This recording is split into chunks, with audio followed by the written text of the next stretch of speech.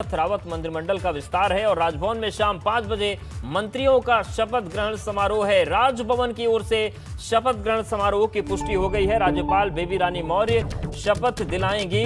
तो आज तीरथ रावत सरकार के मंत्रिमंडल का शपथ ग्रहण है और शाम को 5 बजे राजभवन में शपथ ग्रहण का कार्यक्रम है। राजभवन की ओर से शपथ ग्रहण समारोह की पुष्टि हो गई है। राज्यपाल बेबी रानी मौर्य शपथ दिलाएंगी। तो शाम 5 बजे तीरथ सिंह रावत कैबिनेट सामने आ जाएगी। मंत्रियों का शपथ ग्रहण समारोह है और जानकारी यह भी है कि मदन कौशिक, जिन्हें प्रदेश अध्यक्ष की जिम्मेदारी दे दी गई है, उनके अलावा सभी मंत्री रिपीट होंगे और कुछ नए चेहरों को मंत्रिमंडल में जगह मिलने जा रही है।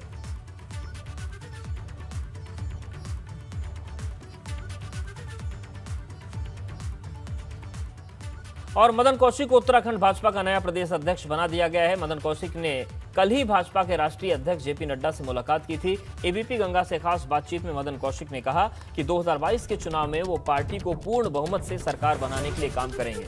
मदन कौशिक त्रिवेंद्र सरकार ने शहरी विकास मंत्री के साथ ही राज्य सरकार के प्रवक्ता और संसदीय कार्य मंत्री की जिम्मेदारी संभाल रहे थे। भारतीय जनता पार्टी ने जिस तरह से पिछले 2-3 दिन में बड़े बड़े फैसले लिए हैं, तो उसमें एक बहुत बड़ा फैसला प्रदेश अध्यक्ष को बदलने का भी है और बहुत समय नहीं है, तो मैं उनके साथ ही हूं और उन्हीं से मुखातिब कराता हूं। तो अब तो आपको अध्यक्ष जी बोल सकते हैं। निश्चित रूप से मैं केंद्रीय नेतृत्व का, आदरणीय प्रधानमंत्री जी का, आदरणीय गृह मंत्री जी का, आदरणीय राष्ट्रीय अध्यक्ष जी का, आदरणीय संगठन मंत्री जी का, सबका बहुत ही हृदय से धन्यवाद देता हूँ कि जो जिम्मेदारी मुझे उत्तराखंड राज्य के संगठन के प्रमुख की दी है, निश्चित रूप से उस जिम्मेदारी का निर्वहन मैं बहुत ही लगन और मेहनत और ईमानदारी के साथ करूँगा। अभी जो पिछले दिनों जो बहुत सारी चीज़ें थी, बहुत सारी हर्डल्स आए हैं, नेतृत्व परिवर्तन करना पड़ा है, संगठन की कप्तान की कमान भी आपको दे दी है, समन्वय सरकार के साथ समन्वय बनाने का प्रायोरिटी क्या किस तरह की हुई? देखिए, संगठन और सरकार, ये जिस संगठन की सरकार होती है तो सरकार और संगठन वो एक ही सिक्के के दो पहलू होते हैं। और निश्चित रूप से हमारे यहाँ जो माननीय मुख्यमंत्री जी है वो संगठन से निकले हुए, तपे हुए, मजे हुए एक कार्यकर्ता हैं और उनका निश्चित रूप से लाभ जहाँ हमें सरकार की लाभकारी कल्याणकारी योजनाओं में मिलेगा, वहीं साथ साथ संगठन को मजबूत करने में भी उनका हमें लाभ प्राप्त होगा। और हमारा कार्यकर्ता बहुत ही मेहनती और संकल्पवान कार्यकर्ता है, हमारा काडर है और निश्चित रूप से हम 24/7 काम करने वाला कार्यकर्ता है।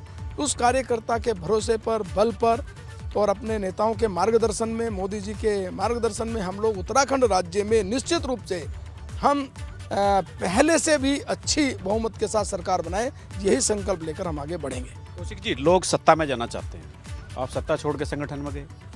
देखिए, निश्चित रूप से ये बात सही है।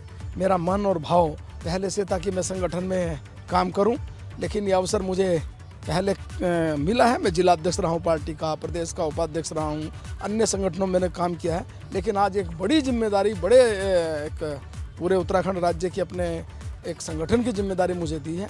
तो ये मेरा अपना परम सौभाग्य है और संगठन के साथ काम करने में एक अलग ही आनंद है और जो मुझे पहले से भी अच्छा लगा और आज मुझे मेरा वो भाव और संकल्प पूरा हुआ और निश्चित रूप से मैं एक बड़े संकल्प के साथ कार्यकर्ताओं को साथ लेकर आगे बढ़ने के लिए और तैयार रहूँगा। सरकार को भी नया कप्तान मिला है, संगठन को भी चुनावी वैतरणी पार करनी है 2022 की, क्या है प्लान?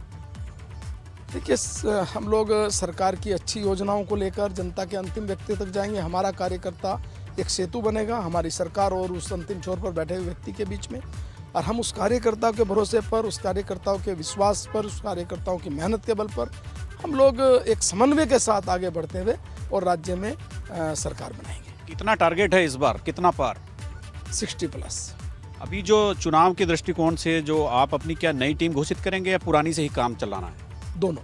आवश्यकता पड़ेगी जहाँ चेंज करने की चेंज करेंगे, जहाँ आवश्यकता नहीं पड़ेगी वहाँ चेंज नहीं करेंगे, क्योंकि अब समय आगे चुनाव हमारे सामने है, इसीलिए आवश्यकता के अनुरूप हम निर्णय लेंगे। आज मंत्रिमंडल का गठन होने जा रहा है, तो कुछ लोगों को जगह नहीं मिली है, उनके असंतोष को थामने का काम भी आप ही करेंगे। देखिए, एक कार्यकर्ताओं का जो दायित्व होता है, उस दायित्व में किसी कार्यकर्ता को कहीं स्थान मिलता है, किसी को कहीं स्थान मिलता है, इसमें कोई असंतोष वाली बात नहीं है। लेकिन मैं निश्चित रूप से कह सकता हूं कि सब कार्यकर्ताओं को दायित्व मिलेगा, सब कार्यकर्ताओं को काम मिलेगा और सब मेहनत के बल पर और आगे बढ़ेंगे। इसमें कहीं असंतोष वाली बात मुझे नहीं लगता होगी। एक सवाल फिर रिपीट कर रहा हूँ, मन है दोबारा पूछने का, सत्ता छोड़कर संगठन में क्यों? देखिए, हम कार्यकर्ता हैं और पार्टी के कार्यकर्ता हैं जिस पार्टी में नरेंद्र मोदी देश के प्रधानमंत्री, और वो नरेंद्र मोदी जिन्होंने बूथ से अपनी यात्रा शुरू की हो, वो नरेंद्र मोदी जिन्होंने महामंत्री संगठन से आगे बढ़े हों, तो उस पार्टी में इस प्रकार का जो प्रेरित होना ये अपने आप में बड़ा सौभाग्यशाली है। और निश्चित रूप से संगठन में काम करना ये एक बहुत ही अनुभूति का काम है और जो मुझे हमेशा से पसंद रहा है।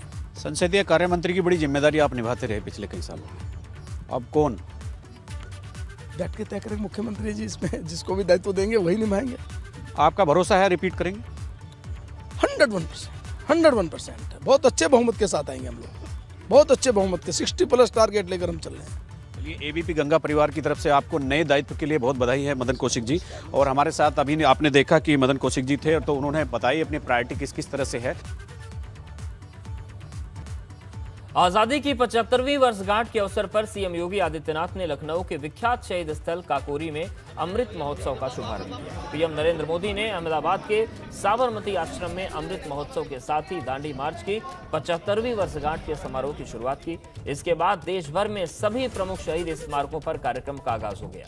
काकोरी के शहीद स्मारक पर अमृत महोत्सव कार्यक्रम में सीएम योगी आदित्यनाथ के साथ कैबिनेट मंत्री ब्रजेश पाठक, डॉक्टर महेंद्र सिंह और आशुतोष टंडन भी थे। मुख्यमंत्री ने काकोरी में शहीदों को नमन किया। हम सब जानते हैं 12 मार्च 1930 को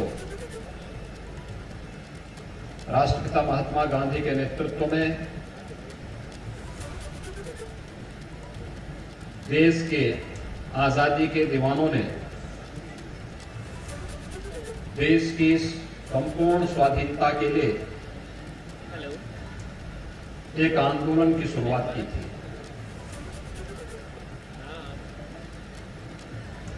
सभी ने अवज्ञा के नाम पर भारत की स्वाधीनता आंदोलन के सुप्रसिद्ध इस आंदोलन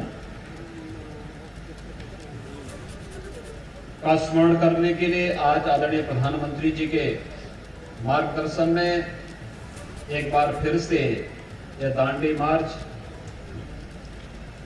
जो 12 मार्च 1930 से 6 अप्रैल 1930 तक निकला था, उसी की स्मृतियों को ताजा करने के लिए एक बार फिर से इस मार्च का शुभारंभ आदरणीय प्रधानमंत्री जी के द्वारा गुजरात के ऐतिहासिक दांडी नामक। और इस वक्त बड़ी खबर हमीरपुर से है, जहां पर सनकी युवक ने अपने पिता की हत्या कर दी। चाकू से गोदकर पिता की निर्मम हत्या उसने कर दी।